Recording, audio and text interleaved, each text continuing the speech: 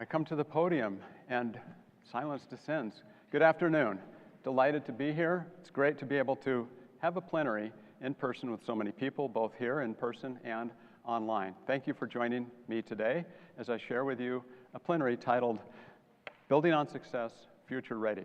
The Building on Success component, I think, is really important for us to recognize, for us to know how many great things are happening because of you at UWM. Future Ready is both a bold statement, it's an assertion, but it's also an aspiration. And much of my content today is going to explore, are we future ready? And what would it take for us truly to be future ready? So with that, I will share with you the structure. As often is the case, I like to talk about many of our accomplishments, talk about the tailwinds, things that are moving us forward, but we also have to acknowledge the challenges, engage with what our responses are, and offer closing comments and cover some Q&A. With that said, I want to start with the accomplishments. One that's particularly important, you should all take great pride in, is the Higher Learning Commission accreditation. Every 10 years, we're examined. If we're fortunate, it's every 10 years. We did get, on August 28th, formal approval from the Higher Learning Commission. Why this is so important is that it regulates your Title IV approval from the U.S. Department of Education, and if you don't have this, you don't have student loan, student grant, and a number of other eligibility for grants and other things. It's close to $200 million in importance, so it's really big. Many other accreditations, whether it's the ABET in engineering, AACSB in business, or other things have continued to accumulate, which is why we are so solid when it comes to accreditation. You can read these faster than I can go through them, but I just want to say the core theme is that we are having, and just completed, in fact, our second highest year in terms of philanthropy, and we're not even in a campaign. This final story on the right-hand side is not included when we talk about the Zilber College of Public Health. I'm sure you've been hearing about these reports, but this year is when the Zilber gift came in. I want to share with you just a quick little story that came in yesterday about the Zilber College gift. And what's interesting, Gina Stilp is the executive director of the Zilber Family Foundation. A colleague of hers sent her an email she shared with me yesterday. It just came in. You may recall that my daughter has her master's in public health from Harvard. As part of an NIH grant on which she is working, she's expected to acquire some additional education. She just enrolled in her first class at Zilber College and commented that the courses offered at Zilber were better aligned with her interest in advancing health equity than the options that were available to her at Harvard. Not a bad compliment. Nice to hear that. You especially want the executive director of the largest gift in our history to get emails like that. It's a very, very good thing. Bodes well for the future. Accomplishments. Many things here. Again, you could read much faster, but some of these are so new that I wanted to make sure you were aware of them. And there's so many things. These accomplishments are truly just the tip of the iceberg. The lower right hand and the far right hand are the newest ones in terms of, I'm sorry, the upper right and the one in magenta in the top middle, LGBT, that just came in the last 2 weeks, and the military friendly came in the last month. 2 different rankings. So it's wonderful for us to continue to build on this. I leave the plenary today and I go to the Bubbler Bash. It's a gala celebrating the Bubbler Bike's 10-year anniversary, with UWM receiving a huge award. We are the largest volume of users and have been over the last decade of Bubbler bikes. So it's wonderful. And again, they just keep racking up. Facilities. Construction's a hassle. It's tough to get around. I know that both in the community, on the freeways, and on campus. But it's actually for a very good reason. And that very good reason is it means our facilities are being replaced or being renovated. These are 3 that add a lot of value to our campus in a number of different ways, really promoting quality that we provide for our students, the ability for us to teach, conduct research, and engage in the community by bringing the community so much further into our campus. So these are some great facilities, and you can see here the time of the opening associated with these, and some of them are the largest projects of their type in the state. Certainly our chemistry building, very, very important. This 2030 action plan, I have to salute, is really a mark of thanks for so many of you who have been involved, so much of the work that's happened in these areas. We can start with the school and college realignment. It was official on July 1st of 2023, but it's a lot of work still underway. As you know, a long time planning for that, but it's great to have this consolidation for streamlining, moving us forward in great ways. Becoming more student-centric, accumulating not only funds, but building infrastructure, bringing together a theme I'm going to talk about a lot today, breaking down silos and building more integrated efforts towards student success. Increasing diversity, equity, inclusion, and belonging, that culture of care and compassion through a plan that goes beyond just a one-year plan, but really engages for long-term planning, specific outcomes. A lot of the workshops, a lot of the development has been happening through our diversity, equity, and inclusion offices and support. The gifts that I talked about earlier, growing the endowment, great progress on that, as you can imagine. That Zilber College gift is just an example, is about 70 to 80% endowed, which generates what I call evergreen or forever funds for research, for faculty support, and especially for students. And then Elevating Campus Cares deserves a little more attention because it's so comprehensive and so important for building that culture. We have a group of faculty, staff, and students that have been working for years, started before the pandemic, but really have accelerated their work during and after the pandemic. We've had 150 trauma-informed workshops. We've had a number of different areas working with CETL and other areas on our campus to provide better support for students and for faculty. Some of the outcomes of that, we see the Wellness Wednesday updates. We saw yesterday's 6 TED Talks, a wellness symposium.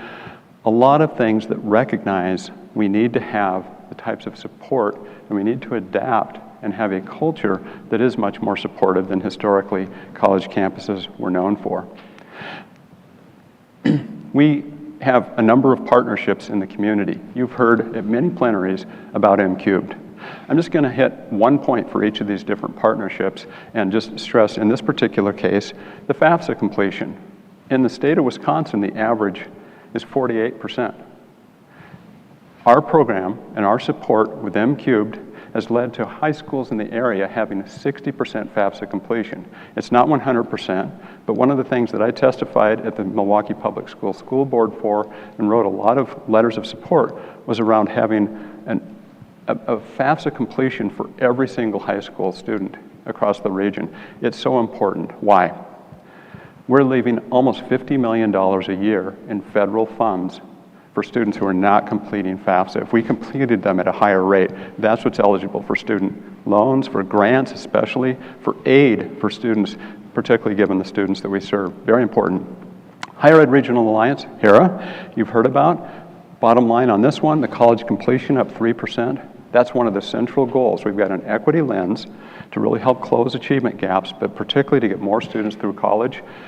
These things don't change quickly. But to get 3% increase in a recent period, that's great. We just want to keep building on that. And finally, our work around Moonshot for Equity. We've added another college recently. Gateway Technical College joined the 4 of us who've been in this. And I'll just stress the top line on this particular one. 6-year graduation gap between students of color and white students has closed 4 percentage points in a year. That's huge, and for us to continue at that rate, it's going to take a lot of work, but that's going to help us with the central goal of Moonshot for Equity, which is to completely eliminate that gap by 2030. Again, it's going to take a lot of work. Accomplishments continuing, but also parenthetically, you see some challenges. Be realistic about some of the things. Capital projects underway. As most of you know, it takes more than one biennial budget to get a major project through. We're going to be taking a third kick at the health sciences renovation that used to be called Northwest Quad. Before that, it was Columbia St. Mary's. This is going to be vitally important for a number of our schools and colleges, as well as other activities on campus. We did get $5 million in planning funds for health sciences renovation. I think we've got a really good shot at this in the next biennial budget. Behind that is our engineering, and this should say neurosciences, engineering and neurosciences, really important development for our campus in those areas. So a number of other minor projects are underway as well. As you know, in the summer, there was a $32 million system budget cut. I'm bullish about our proposal to get funds back. The legislature, through the JFC, said you can put a submission forward, and we've been having discussion as recently as even today around engineering, nursing, business, and other healthcare STEM-related fields around workforce needs. So I'm confident our proposal is going to be well received. I don't know if we're going to receive funding. This is up to the JFC and our submission that will go forward, I believe, after the October Board of Regents meeting. I think that it will be approved at the Regents meeting and then submitted. So that's the plan for that. DEI positions, we have met with our DEI staff, and I have assured them of their role, their importance, and we're going to continue, of course, with our support for diversity, equity, and inclusion. We're the only campus in the UW system that has both the access and research mission. It's critically important for us to continue to uphold and serve the diverse needs of this community as is written in our mission statement. Pay plan, I'll spend just a moment on this. I know this is front of mind for a lot of individuals. The legislature and the governor have approved a pay plan that would be 4-2. We are awaiting, and the headline here should be, we're awaiting JOCR approval. JOCR is the Joint Commission on Employment and Joint Commission on Employee Relations. It's governing all state agencies, so we're part of the state, and we hope that there's a meeting scheduled in the October timeframe, and that there's approval of this. The pay plan has within it the opportunity for chancellors to apply what's called their discretionary work. So the discretionary amount that I plan to use is 10%, not the entire 15%, but 10% to be used for our lower paid employees. And so the average pay across campus would be, or the pay for individuals would be 3.6, and then 10% of the 4% would go toward our lower paid employees. More details will come out in the future as we get closer to the Joint Commission having their approval. So that's some of the details on the pay plan. Coordinated retention and student success, very, very important, critical for total enrollment, our budget, and our mission, and that's something that, if I haven't said it already, this was my reminder to make sure that I have 3, 4, 5 mentions of that, which I'm going to develop a little further. These accomplishments, the tailwind, the momentum, can be exemplified by the story here of Kamari Clayton. I'd like you to hear his story. Junior, Reese Barber, Matthew Cheats, Ashley Needholm. I'm a first-generational student, and so my family doesn't necessarily know how to get through college. A lot of people from my area, they shy away from college just due to the fact of how much it is and aren't aware of the resources and opportunities you can have financially. I've been blessed to get, a few scholarships that's helped me go to UWM for free. I remember my first one I got, I'm like, they're just gonna give me this much money without knowing me, and it was the first of many, and I didn't know it was the first of many, but it was just a huge deal for someone to kind of believe in my process of going to college and getting my degree to where they could give me that money or believe in my story and what I could do. So it was an amazing feeling. So he's been amazing. I love talking to him, and when I get the opportunity to see him, it's a joy. I have a grandma who has dementia that I became a caregiver for, and my dad, before he passed, was at home too. So the scholarships allowed me to be able to stay at home with them while I was in school and still be able to afford books, or if I needed a new laptop, or writing supplies, things like that. It helped me maintain my life in school at that point and not have the need to drop out or take a year off or so. The scholarships that he got helped us out a lot because there's no way we had not done it without those scholarships. And so it allowed me to kind of focus on my academics and graduate in 4 years and also pursue a doctorate. So. My career goals are to become a licensed physical therapist, community outreach, making sure that one day I can open my own clinic, and just to become the best PT and man I can be. So for all my donors and their contributions, I would just say thank you so much, for giving, a random inner city Milwaukee kid a chance to, chase his dreams and become a physical therapist. Now my future generations of family, being able to see someone do it. My nieces and nephews being at my graduation and seeing it, and now it's going to become a normative, regular thing for us. Dad, if you're up there, I hope you're proud of me. Mom, hope you're proud of me as well. I know you are. I'll get my doctorate in 3 years, and maybe we can do another interview like this.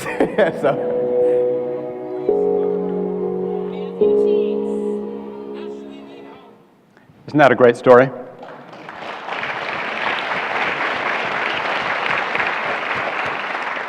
We want thousands more like that.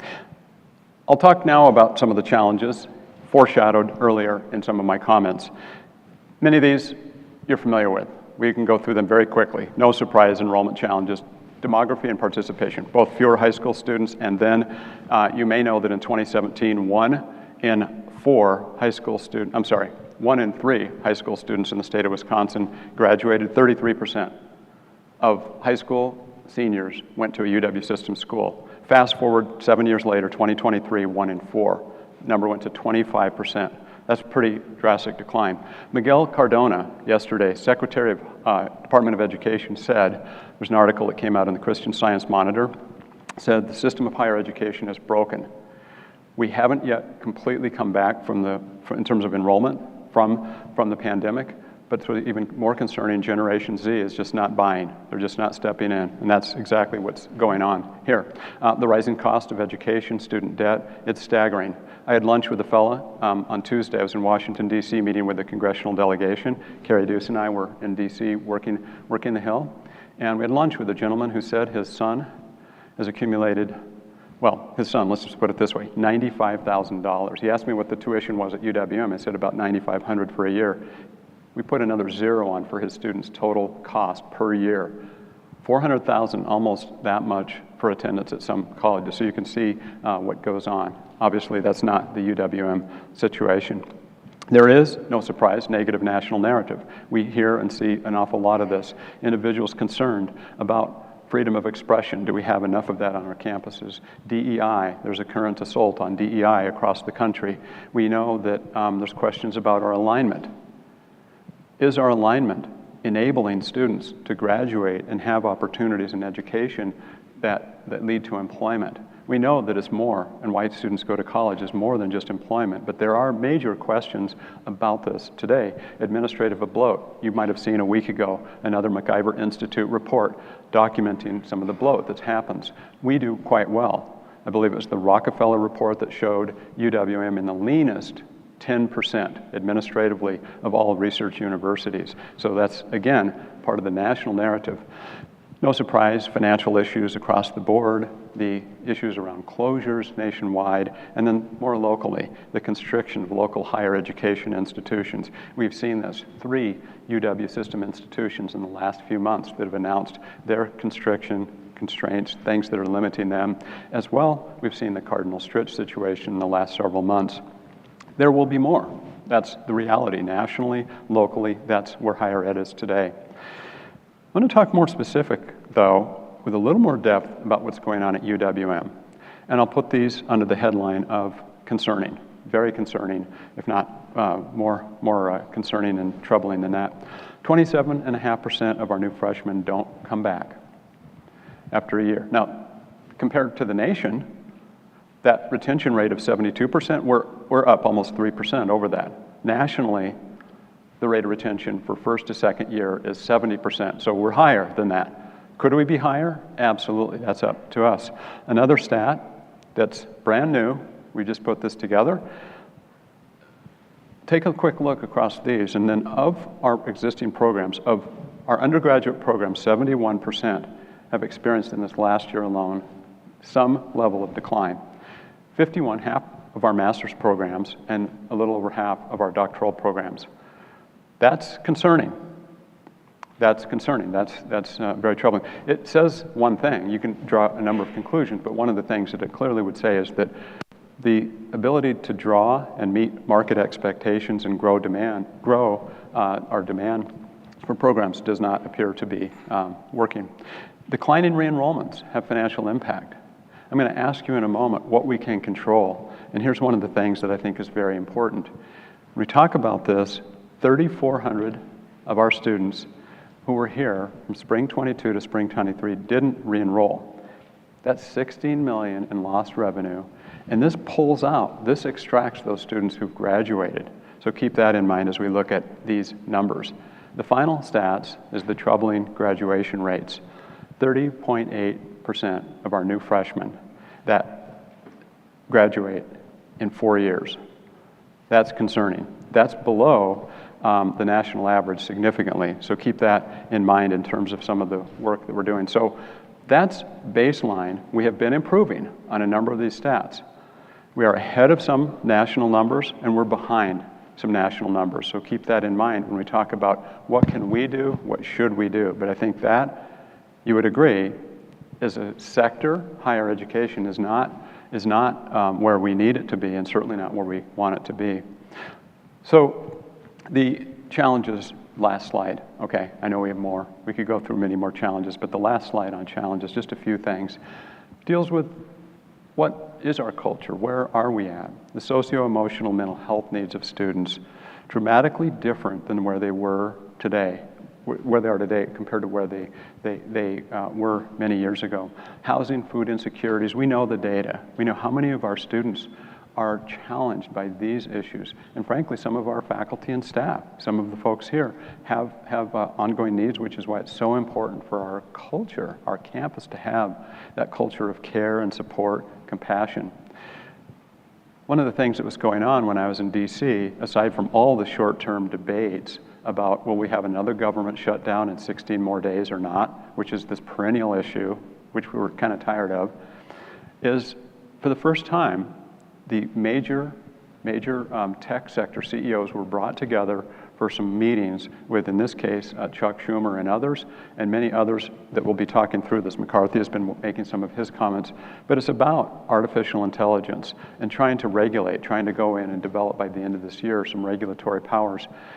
The debate within higher ed is huge because of the profound implications, both in the classroom for research, and many other applications in terms of employment, and then the ethics of AI and so many different aspects. But we've got to be recognizing that these shift and dramatically change how we teach, what we teach, and so forth. A lot of technology disruptions, and the reality is you don't have to go further than almost a daily Chronicle of Higher Ed article talking about the burnout, the morale issues, the retention factors, how challenging it is to attract and retain key talent in the world of higher ed today.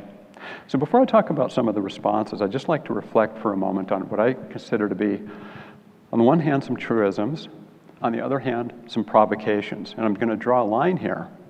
And that line is, there's certain things that I've talked about in terms of where we are, but I also think that we need to have some tension, if you will, if it isn't already there, with respect to where we're going and what our collective roles are. I think as a truism, every organization, we can decry this, we can say, woe is us, but the reality is, whatever sector you're in, I don't care if it's a religious organization, banking, healthcare, financial services, go down the line, every type of organization has either experienced or is experiencing disruption. That's a reality. We see, headlines about why aren't people going to churches anymore? Why isn't organized religion what it was? We can talk about the consolidations in healthcare, the disruptions, and so forth. So we've been a bit immune from that historically, and now we're in it. I would argue, because of our mission, because of our history, and the importance in particular in Wisconsin, specifically in southeastern Wisconsin, we're needed more than ever. I'm going to build on this idea, but I'm absolutely adamant this is our time. The world, though, is changing in dramatically different ways.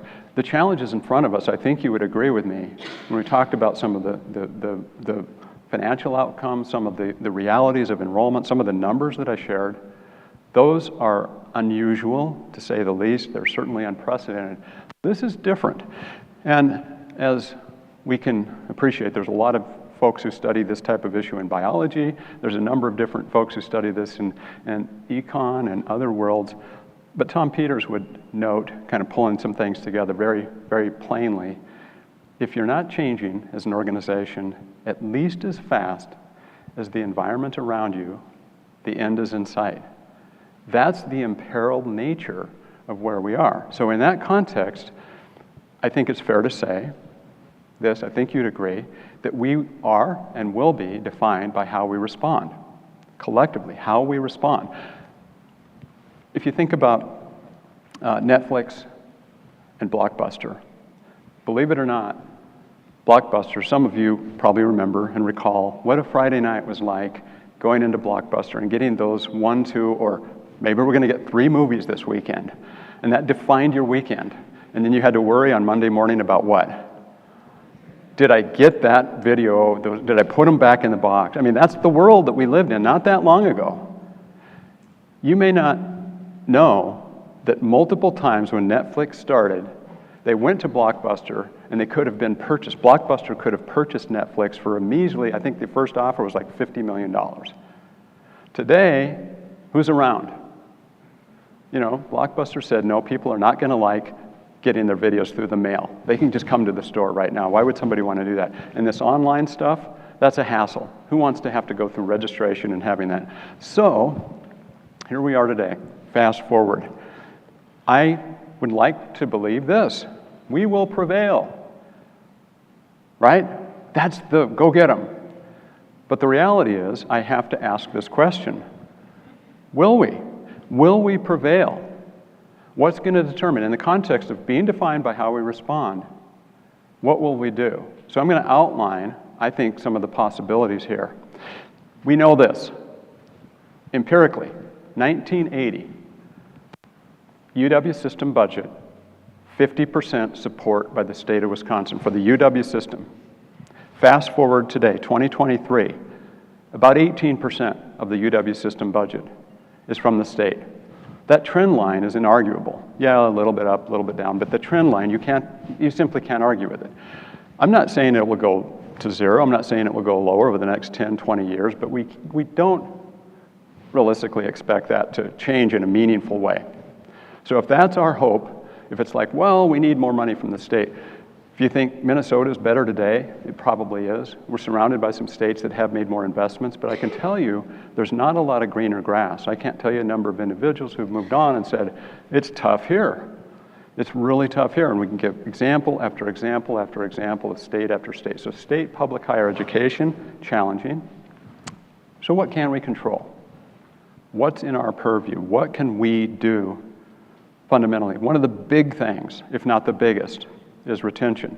Let me just take a moment and point out, this year we look at new freshman enrollment, and our new freshman enrollment is up, and it's happening across the system. That's good.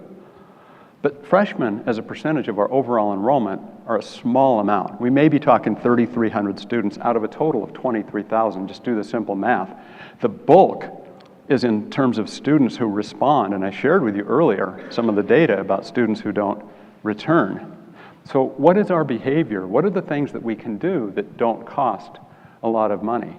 What are the specific areas? Well, as we were preparing this conversation, I ran this by some folks, and some of them said, that's a pretty negative line, take it out. But you know why I kept it in? Students said it, and it's the truth. I'm not going to pull that out. I think we need to face the truth. What are the other options that students have today?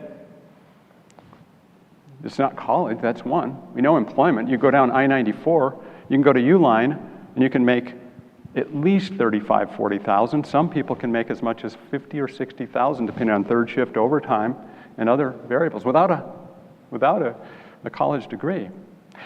So there's work. There's many, many other examples. We compete for food service on our campus with Qdoba that advertises on our campus for $18, $19 an hour jobs. Some pay more than that if you go out into some of the suburbs. There's also other academic institutions, a lot of other academic institutions that are very hungry, that do a great job serving students, conducting research, and doing the kinds of things that we do. So, of course, content versus pedagogy is important, meaning there's what we teach and there's how we teach it. When you look up and you study, and I encourage you to go online, talk about determinants of student retention. One of the things that you'll see a number of experts talk about is that we have not evolved to become the student supporting type of campus that we need to meet the student needs of today. Amarillo College is a case study. I encourage you to look it up. We've had the president of Amarillo College come in and talk with our HERA groups about the things that they're doing. They hired 16 social welfare experts to help with some of the issues meeting student needs. Learning versus teaching. Are we in the classroom to really promote learning, or is it to teach and check that box? And do we have the compassion and the care that is so needed in the world today? Let me give an example. And what this asterisk means is a story that I want to share with you. Milwaukee Academy of Science. I encourage you to take a look at their website, accompany me and others who have been spending some time there, and many other schools that feed into UWM. Milwaukee Academy of Science was started because Michael Bolger was the president of Medical College of Wisconsin, and he recognized that 1% of the medical college was coming from populations that we need for diversity to represent our community, 1%. So we went to the inner city, and here's a school that has 97% who are classified state and federally as disadvantaged, economically disadvantaged. So we're talking about a very poor population. Fast forward to today, this school started in 2000, and for the last 9 years, 100% graduation, and more importantly, 100% accepted into colleges. 21 or 2,200 students are on their wait list. How often do you hear those kind of statistics? Now, how did they get there? Here's an interesting story. Anthony McHenry, the president of the college, also known as the principal, the president, it's a K-12 system.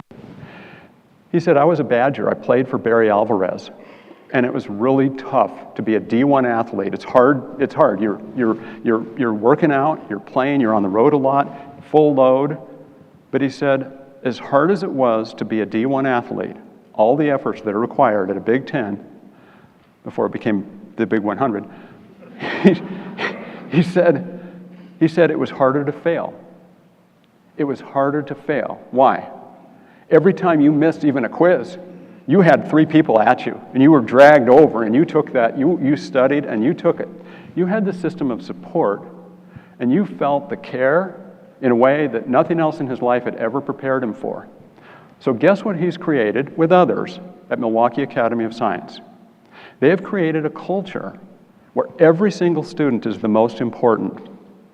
And who is responsible is different than most education institutions. Oftentimes when we say students don't return, what's the first instinct? Why don't they return?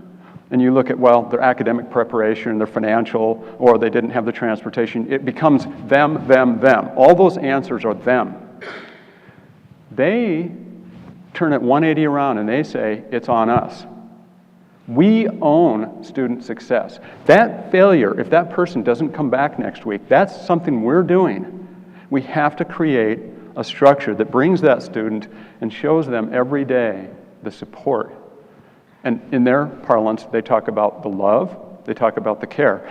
This is being played out in successful schools all the time, and we're seeing it happen increasingly for higher ed institutions that get it, that are adapting, as opposed to a lot of the experts on retention who say we haven't adapted to meet students where they need us to be. So that's the example. Now, student involvement in course design and evaluation. I've gone over a line here. Whoa, right? Hang on just a second. What am I saying? In course design and evaluation, this is unprecedented, but it's also a reality, and it's something that I want to give our new provost, Andrew Dare, credit for bringing a lot of student voice into a lot of the retreats and a lot of the discussions already with academic leaders on our campus. This is something that came forward. This is something that I contrast with a John Walls story. John Walls and I were on a panel in Brookfield for the Chamber of Commerce a few weeks ago. John is the president of Milwaukee School of Engineering. He's an engineer, go figure. He tells this story when he was in engineering. He said the standard approach in an engineering class was a professor would be in front of the classroom and would say, look around you, look left, look right. Only 1 in 3 of you will be here next year. And that person who would say that was proud of it, because we weed them out. We're rigorous. We have standards. We're going to push so hard that very few of you are actually going to make it.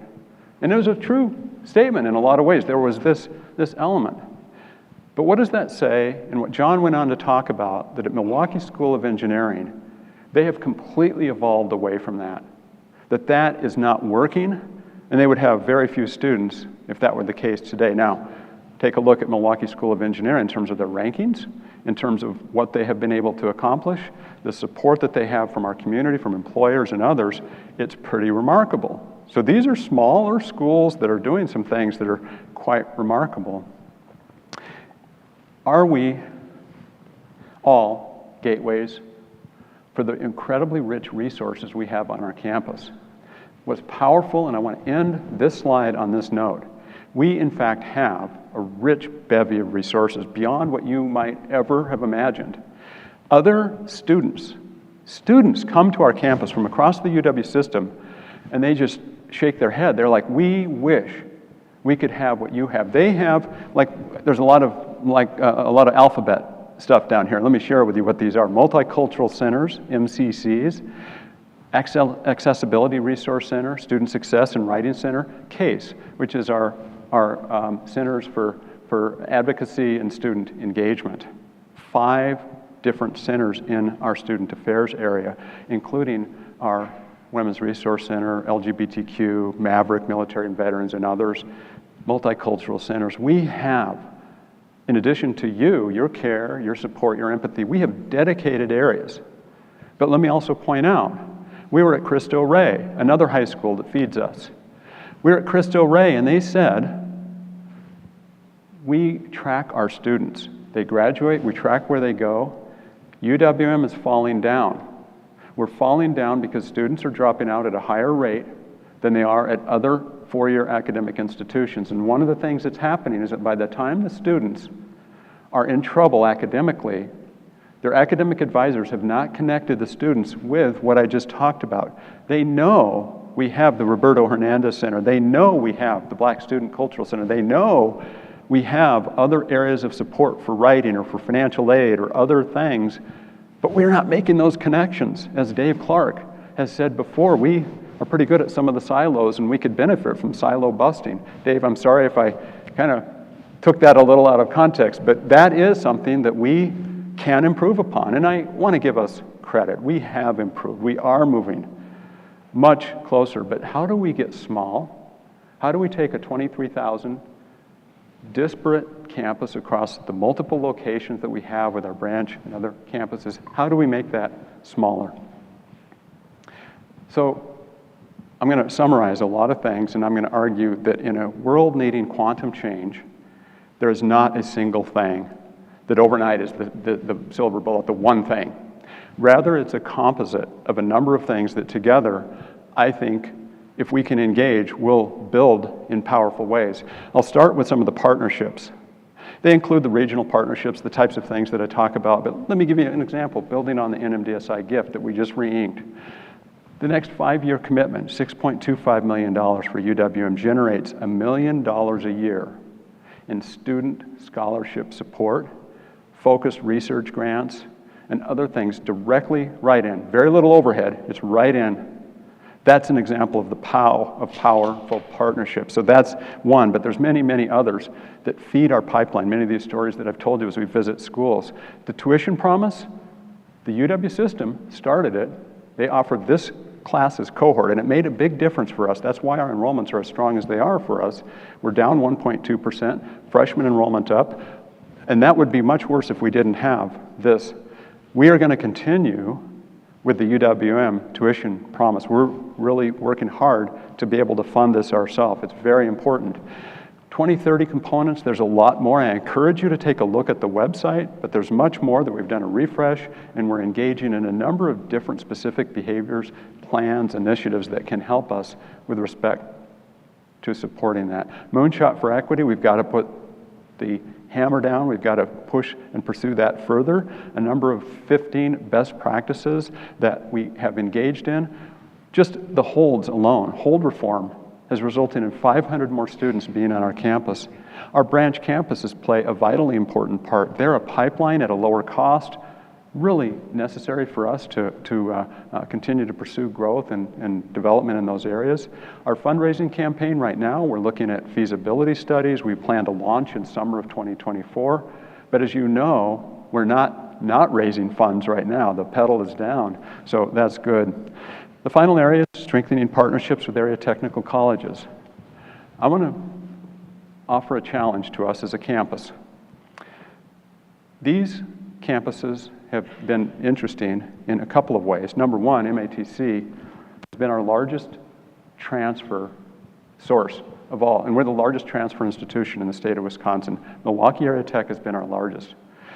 But like Debbie Ford, who was the chancellor at Parkside, would say, it took her 9 years to get 9 articulation agreements.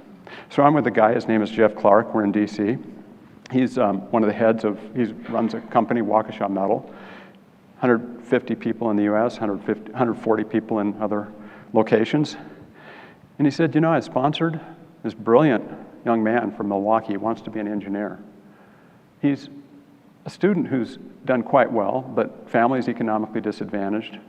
It's going to be hard for him to make it, but I'm going to help him. I'm going to support him financially. I'm going to make sure he's got the time. When he goes to your campus and when he goes to other four-year campuses from his current campus in Waukesha, WCTC, he's going to face another 3 years of college after 2 years. He can't do that. Why should he have to do that? I have another parent who's the parent of somebody who wants to be a police officer. After 2 years, they look at our criminal justice. It's going to take another 3 years. This was some years ago, by the way. So Jeff, I'm with him this week again. We're together in DC, and I told him how today it is easier and you have more credits that transfer from Waukesha County Tech. We've worked and we've really got things proved. Than even our two-year campuses. That's how far we've come. It is easier. You can transfer credits in more readily. But here's the contrast. Everything that I just described is incremental. As I'm going through this type of reality that we have, I'm talking to Rita Raju. She's the new president of Gateway. And she said, we're so pleased. We just had a signing with Carthage College.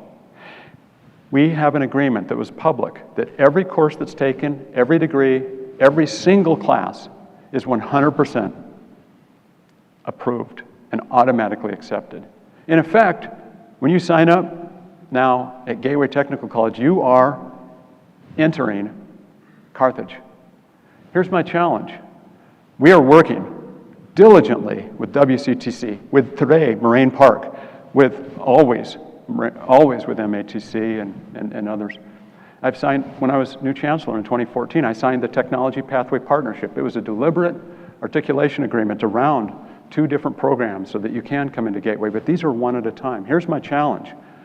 Taking a page from Michael Crow at Arizona State, who said, why in four-year academic institutions do we have this elitism that we would say that a course from an accredited 2-year campus doesn't transfer in? That we would put that kind of roadblock. It's an artificial, self-imposed impediment to continuing education. Why would we do that? Let's take a step further and blow away the world and say, why don't we have a 4-campus public signing agreement with UW-Milwaukee and all 4 technical colleges in this area that says, you take a class at a technical college in these 4 campuses, and you are going to have that class approved and accepted for UWM. That in fact we can have effectively a dual enrollment type of approach, a dual admission approach for many, if not all of our programs here. Sidestep some of that. That would be the kind of game changer that would make a huge difference. And I can tell you our enrollments, and I can tell you especially our retention would increase. Why do I say that? I say it with some data. Many of you remember Maria Gajdrajiska-Josevaska, dean of our graduate school, and she did a study. And what she found was that we had the highest success rate, graduation rate in our master's and PhD programs from students who came from, guess where? Milwaukee Area Technical College. Very well prepared. They've got resources and means to support students. Speaking of resources, we know the technical colleges are about the 4th or 5th best supported in the country, our tech college system, and we're about the opposite in terms of higher ed. They've got some resources, they've got great momentum. I think we can benefit from that type of partnership. As we are successful in these and other areas, I think we're going to hear more stories like the 14 that I'm going to share with you from our graduation video in May. Jump with me, come with me, burn like the sun. We'll talk, then we'll cry, then we'll laugh. My favorite UWM memory is, of course, the track and field one. It was my sophomore year at Outdoor Conference Championships, and it was actually where I scored my first ever point. So I kind of called myself the 1-point wonder. I am the graduate equity team lead for the equity team in the Honors College, and we just hosted the Race, Justice, and Power Conference. And it was great to just see undergrads have an opportunity to talk about the different things that they're passionate about and are observing in our society. My favorite UW memory was representing the school of public health at a Brewers game and being featured. It was so cool. I got to be in the big screen. We just got to enjoy the game for the rest of the day and got out of school for it. Through the investment management certificate program, I was given the experience to go abroad. We went to London. I got to meet other professionals in the investment space. I spent an extra week in Europe, and I got to go to the Netherlands, and I got to go to Germany, and it was a really great experience. Over the course of my time here, I was able to start an art club called Art for All, and through that we were able to propose a mural to the Dean of Peck School of the Arts and get it approved, and to create something lasting for the UWM campus.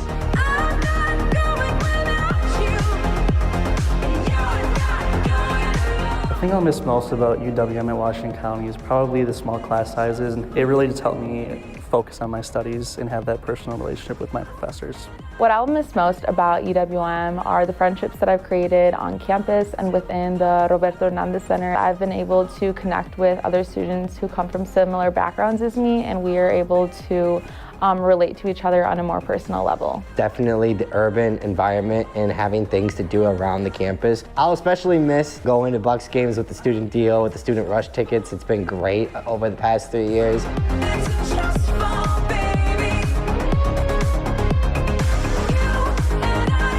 UWM helped me grow my career with their co-op program. Because of that, I worked for Findorf at the Kultur Project along Milwaukee's lakefront, and post-graduation, I'll continue to work for Findorf as a project engineer.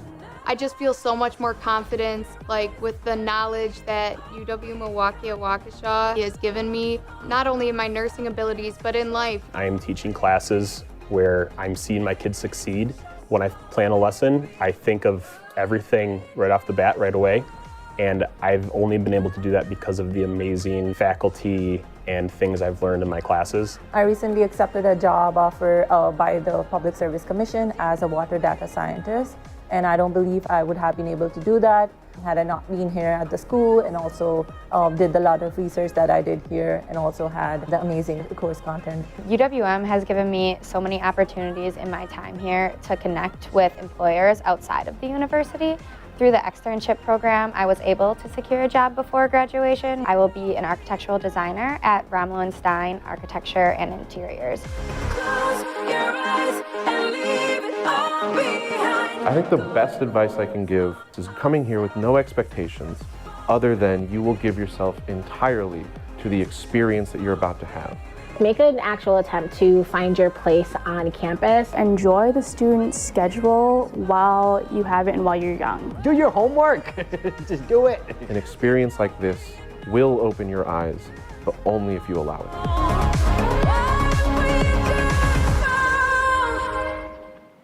Moments of pride. That's what we're about.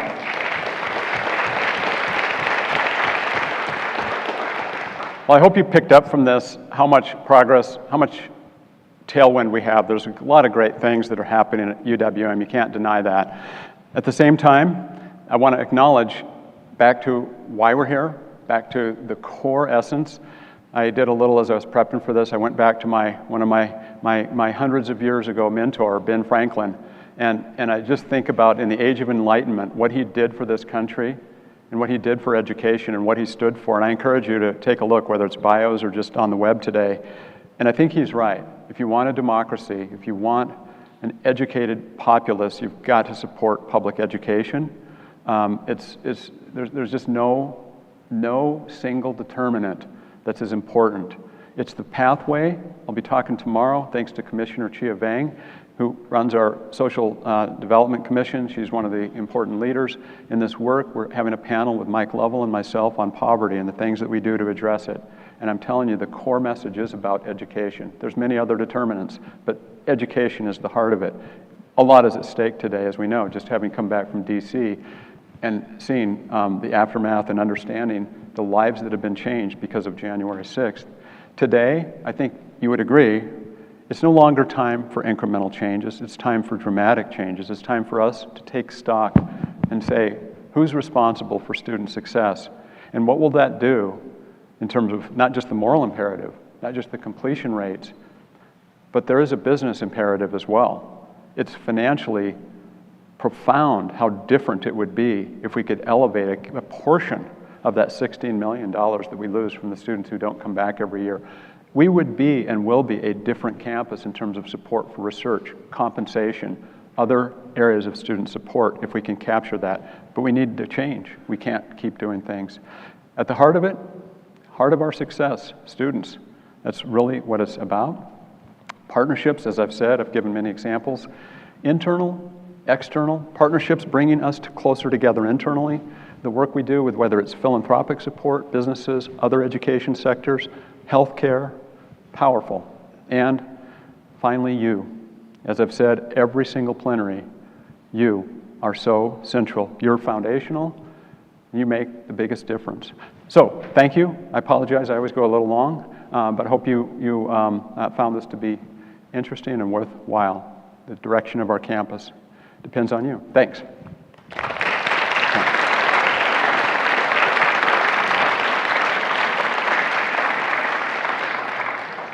I'm so glad I made it under an hour. Our new provost said, you go 60 minutes and I'm out of here. Lights out, lights out. I think I made it, Andrew. All right, so questions?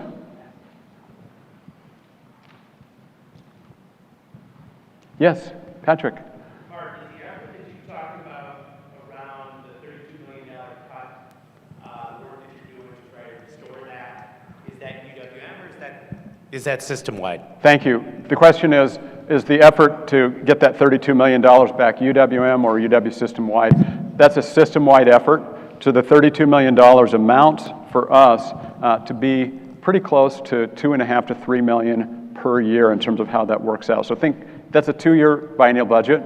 So $16 million per year spread across the system. So roughly seven-ish of that Madison, 3 of it, a little more, a little less for us, and then the comprehensives in more of the $1 million range. So this is on per year basis. So we're collectively putting together, we had to complete a template, we're putting that all together, and then the regents will review that in terms of how we line up with those 4 buckets, and then we submit that. Then the Joint Finance Committee of the legislature looks at that and determines whether we will have the permission to go down that to open that back up or to get a portion of that. That's a big collective effort.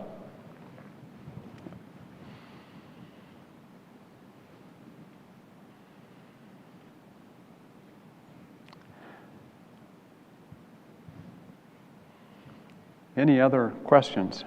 Nick. Hi, thanks, Mark. This is all really interesting. My question is also about, I guess, system-level things. And I know over the last, long time now, really, we've had some efforts around the state funding and its distribution among the different campuses in the system.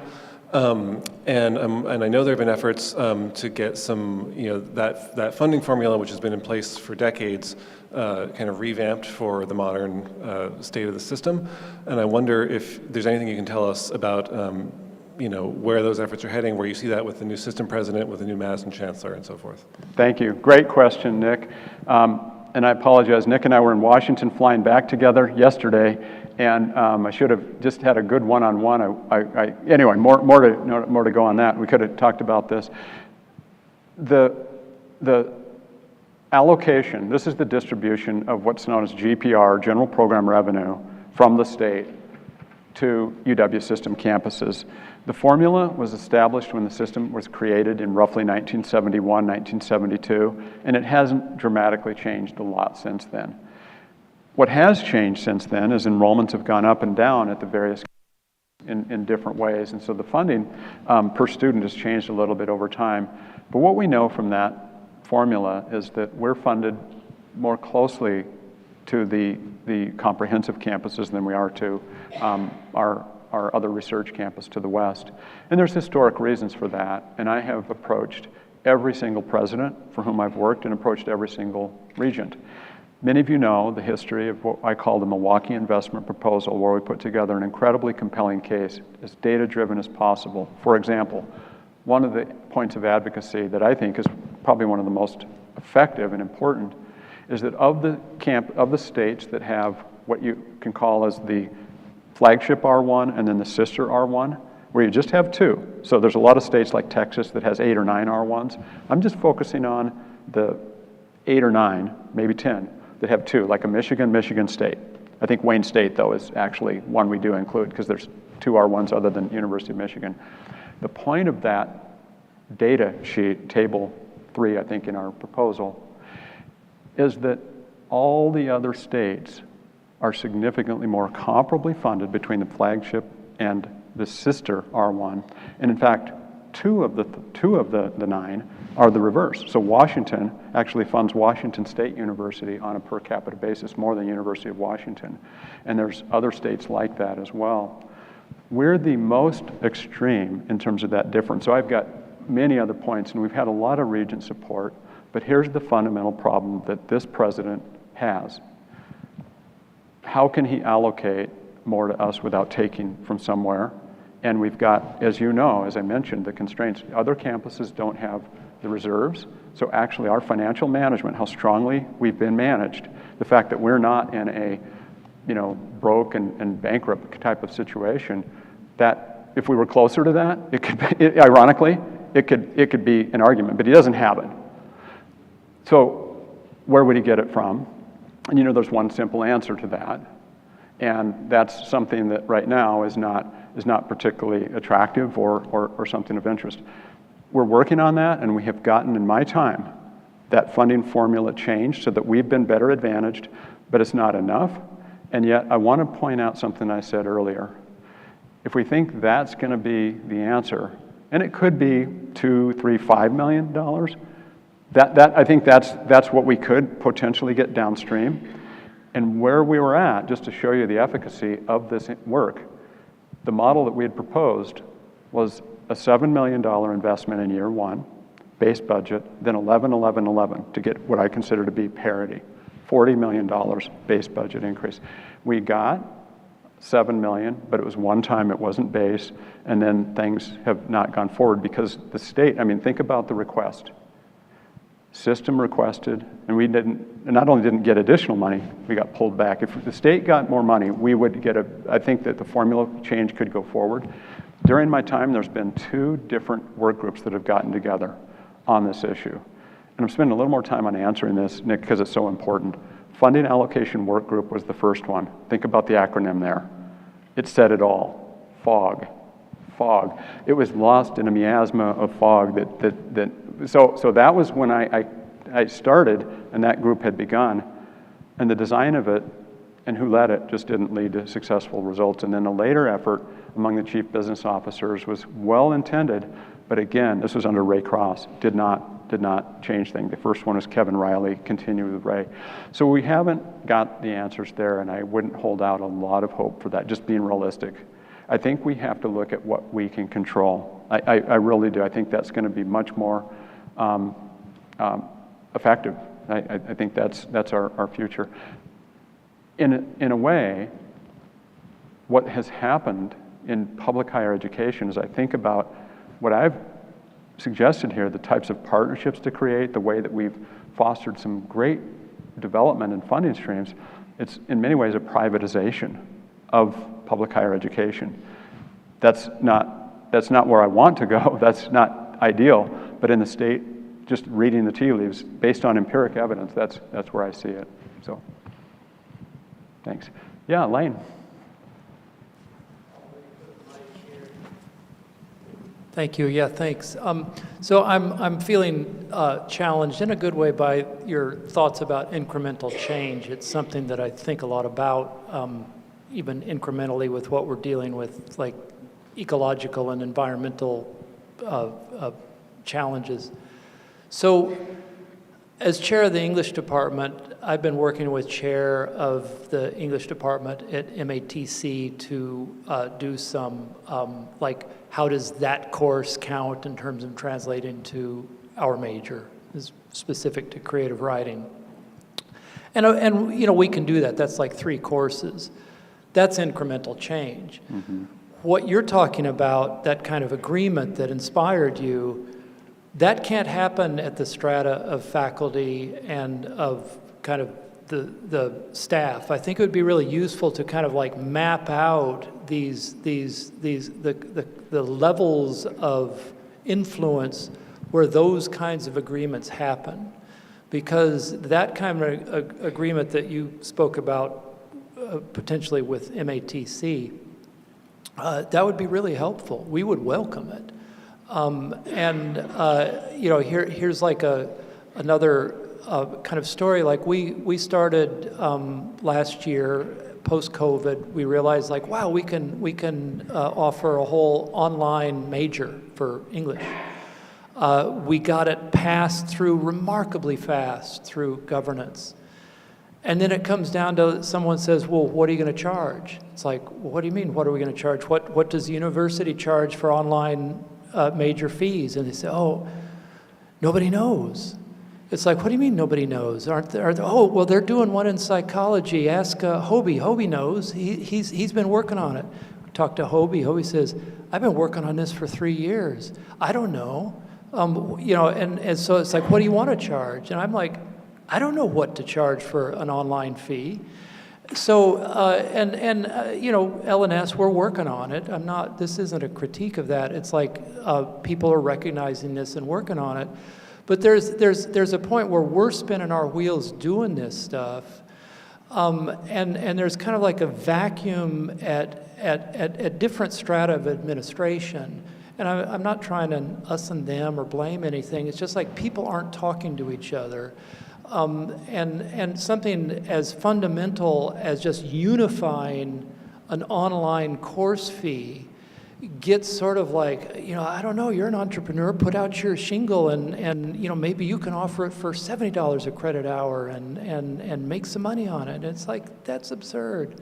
So I'm suggesting, I'm agreeing with your message tonight, this afternoon, but I'm suggesting that it would be really helpful to begin to pinpoint the locus of control for these. I mean, you gave a lot of anecdotal ideas for us to be thinking about, and that's important. But also, we should think about the locus of control where these changes happen. So, like, I'll own my class and those students in my class and their experience in my class. And I can own certain things about the department if I'm in governance and certain things about governance that we work in. But these other things are way beyond my control, and they have to be dealt with much more centrally and much more holistically with a lot more communication kind of going back and forth. I love this iteration. I love where you're responding, because if we don't hear this, we can't move forward and change this. So if my ideas spark something and you're saying, I'd like to, but here's 2 quick responses. Number 1, on the department chair level and where you can't go beyond that in terms of, you know, you point out, we can do that for 3 classes. On your first point, Andrew is here. And I think, Andrew, you're going to probably swarm, given this conversation with department chairs, and let's talk about what is required. What would it take? That's exactly where our provost is at. I'm speaking for him, I apologize, but Andrew, I'll ask you to respond here in a moment. The second area, in terms of online programs, Laura Pedrick is like our guru on exactly this issue. And let's make sure that you're linked up with Laura in terms of online course fees. We would not have become number 36 in the nation today in terms of online programs if we didn't have this figured out. So we just clearly haven't made the good connections within that. So Scott Gronert, I think we need to talk with Laura and talk about other areas. I know you've got some like history online right now. Thumbs up. I think number 9 in the country. Ranking is number 9, online history. We figured this out in some of the areas quite well, but we need to scale that. We need to make sure that with your experience and scale, Lane, if you're saying this, there's a lot of people who must not know that. So I'll own that and say, let's make sure we get the right people connected with you. Let's do it. Absolutely, let's do it. Yeah. Andrew, would you respond? Correct me? No, I mean, I think you said you were spot on, and I do appreciate the question. I actually already sent an email to Laura to find out about that. But one of the things that I'm going to be doing is working with our area technical colleges, and then also working with our chairs and associate deans, and to your point, to really identify where these roadblocks are. You know, not being from UWM really offers me a vantage point of maybe looking at things a little bit differently and having some perspectives from, you know, 3 other universities that hopefully might lend some other ways that we can really think about what we do and how we can be more student-centered. But also part of being student-centered is how we can remove some of the administrative roadblocks that exist for faculty to do some of the things that we want to do, such as having smoother transition pathways for our students coming from technical colleges. So thank you so much for the question. Great. Great. Love that. Yes, Eric.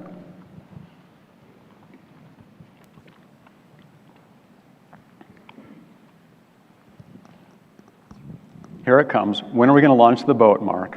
Yeah, no, I'm not going to ask that actually at all. I wanted to touch on something. I'm going to get way out of my lane in this question, so I'm in advancement, everyone. So you touched on something. One of the anecdotes you told was about how some of the smaller schools and high schools have wrapped their focus around care of individual students and really making sure that nobody's failing as a means, one, to help the students succeed, but also for retention. And I think you know, Mark, that my partner is Dr. Allison Libby, and she runs the Spanish language program in the Spanish and Portuguese department. And I see her living that sort of every day. Certainly during COVID, when we were side by side and she was teaching Spanish and I was doing my work at the kitchen counter. But even today, I see how passionate, how she's always connecting people to resources, how if a student is struggling or TAs who are teaching need help, how she's helping that and living that mission.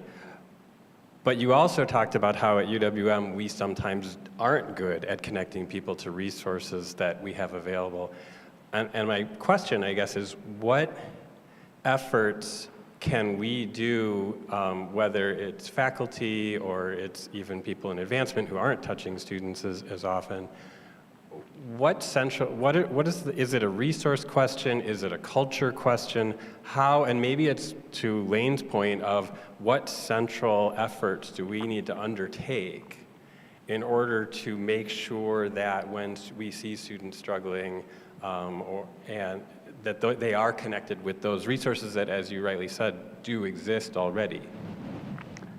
I think we can talk about buckets.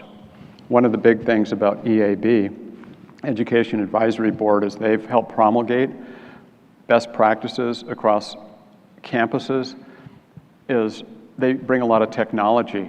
So we talk about Navigate and we talk about invasive advising. And the moment that somebody misses that quiz, that there's an alert that goes off and it reminds the student and it reminds the faculty, and you have all these aids.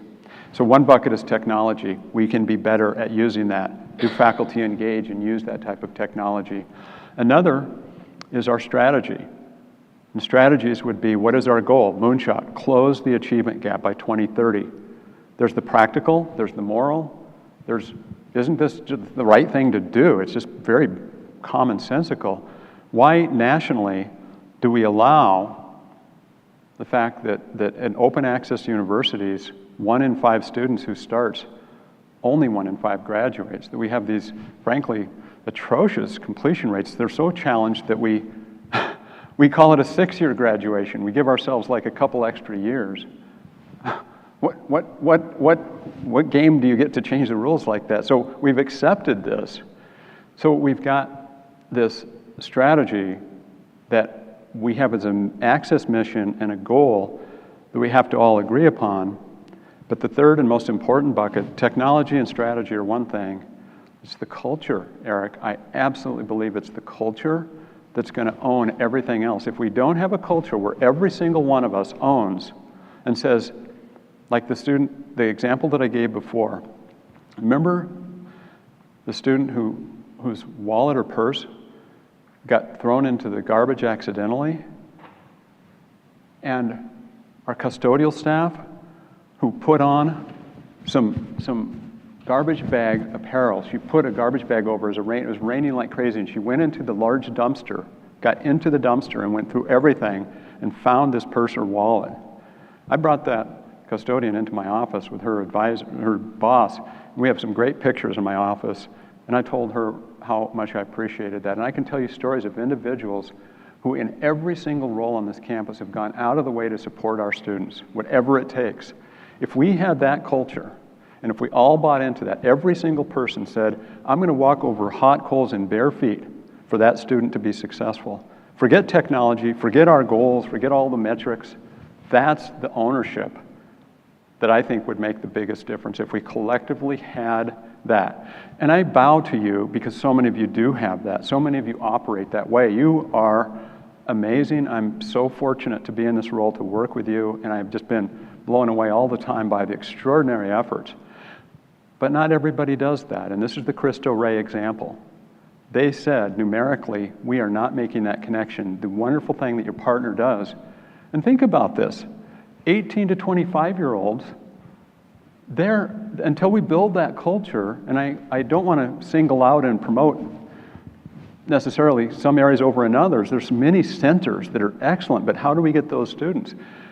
I'm going to put Alberto on the spot here for a moment because, Alberto, I think you're an example in Victoria, what you've done with the Black Student Cultural Center. You and Alberto have created these cultures where students know, the word is out. Come to Roberto Hernandez Center, come to Victoria. You are going to get help. They're going to help you not just with the academic side, not just with the financial side, but the home, what's going on at home. They care. That's the cultural component.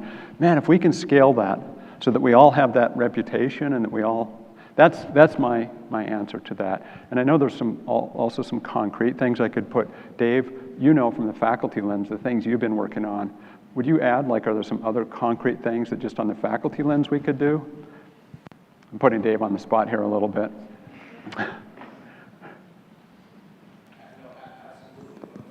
Wait for the mic to come. It's on its way.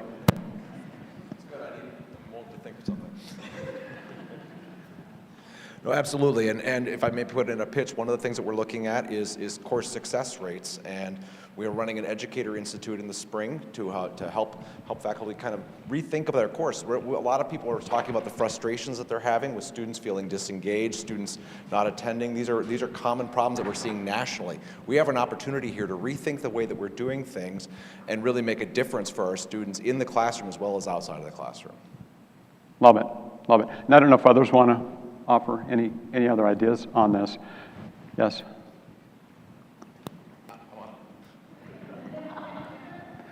I just wanted to make Dave act like Phil Donahue for a moment.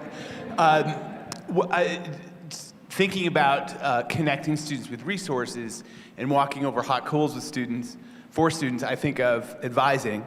And we have advisors on campus that have caseloads of 500, 600, 700. Yeah. You can walk over coals for one student. You can probably walk over coals for 250.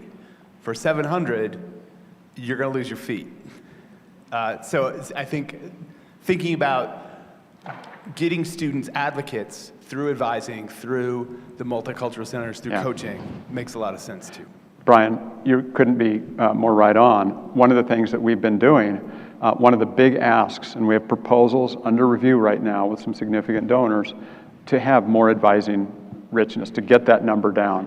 Carrie Deuce and I in Washington, D.C., that must have come up in 3, if not 4. We had 5 congressional visits, and this issue came up. We can't have that number on a sustainable basis. We know that success, we look at Georgia State, we continue to have campuses that are brought up all the time that are successful. Advising ratios are a big deal.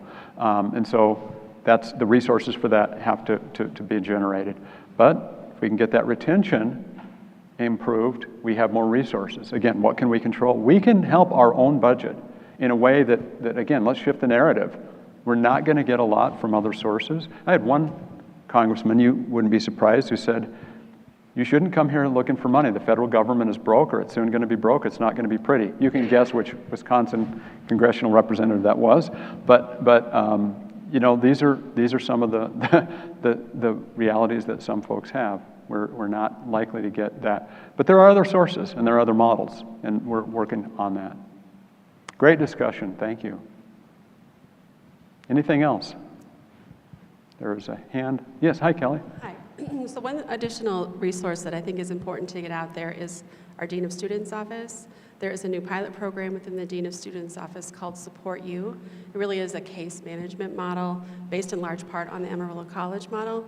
And so we really encourage faculty, staff, other students to refer our students to that Support You module or initiative, really, because really the goal is if you don't know where to go, go there first.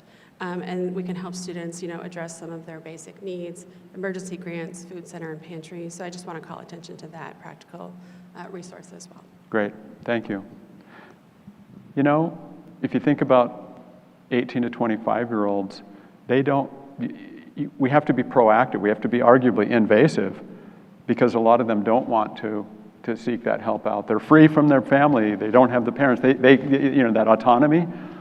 But that doesn't always lead to success, and that's why I think we see sometimes that resistance to take advantage of Support You, the Dean of Students, and many other resources that we have on campus. So that encouraging that and doing a little more than just encouraging, actually, you know, walking folks over, doing things a little bit more deliberately are going to help. Well, thanks for your questions. I don't see any other hands. I'll say thank you once again for your time, your engagement, and everything you do for UWM. Appreciate it. Great.